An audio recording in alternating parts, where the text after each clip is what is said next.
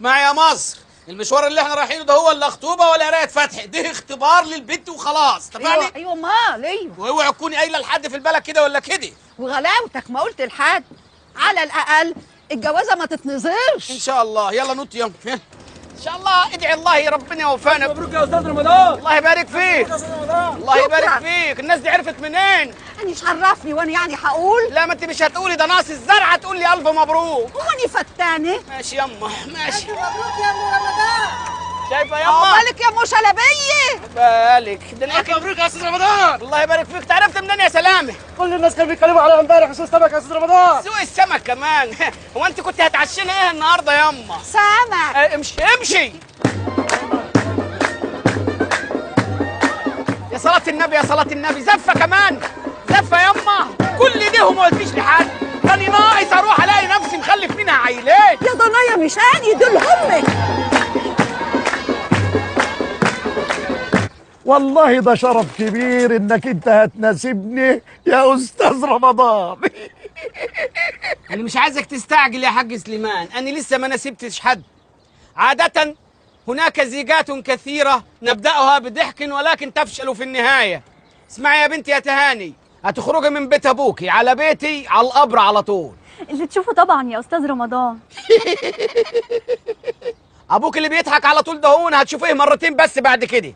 مرة واحنا بنكتب الكتاب، واللي بعدها مباشرة لما يموت تيجي تلقى عليه نظرة الوداع وانتهينا. ده كرم والله يا استاذ رمضان. لا مؤاخذة يا حاج سليمان، الأعمار بيد الله. أما بالنسبة لموضوع الأغاني فديه بند مرفوض تماما، حتى على سبيل الدندنة وانت في الحمام. مرفوض يعني مرفوض.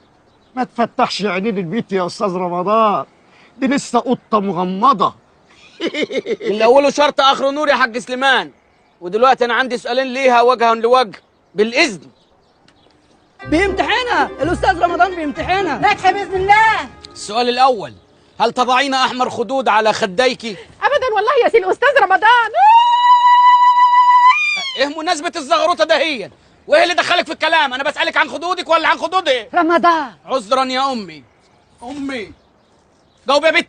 لا والله يا استاذ رمضان. لا ايه، امال الدم اللي بيبك في خدودك دي يا بت؟ ده حمار رباني. هي حصلت تغشيشها وانا واقف؟ انا بسالك ولا بسالها هي؟ انكتم خالص. السؤال الثاني، هل تصففين شعرك او تكوينه او تسشورينه عند الكوافير؟ طبيعي والله يا استاذ رمضان. لا ازاي يا بت وانا شايفه زي الحرير كده؟ ده حرير رباني. يمين بالله علقك واعبطك قدام اهل بيتك اما اكون بسال حد الكل ينكتم. بت يا تهاني، عيناك العسليتين البنيتين اللي انا شايفهم دول عسلي عسلي وبني بني ولا لنسز؟ لنسز رباني. تصدق بالله ان كلمه تانية هطردك بره وما هدخلك لو جبت لي مين في البلد يا راجل انكتم. بت يا تهاني، انت ايه علاقتك بالراجل اللي قرفني ده هو المدعو سليمان ابو حاضر؟ رباني. برضه عاوزه تقول لك ابويا اللي رباني. خلاص بقى يا رمضان ما تحبكهاش امال. نقرا الفاتحه. نقرا الفاتحه ويا ريت جهرا عشان لو فيه غلط ولا حاجه.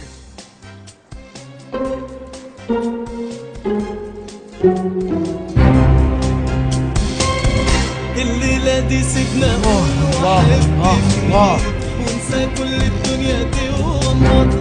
الله الله الله يا حاج سليمان، يا ريتها جت على اغاني الهبطه وبس. بص بص يلا ياما نمشي في البيت النجس ده. انت بتتشرف من الصبح ليه؟ هو بيت ابوك عمال داخل خارج، وش خدوده وش رجليه، انت مالك وماله؟ ده انت تبت يا اخي، ده انت فيك العبر، انت مش حاسس بنفسك يا جدع انت؟ انا اللي نفسي اسالك سؤال، اسال وانا جاهز للرد. انت قصير ليه؟ رباني.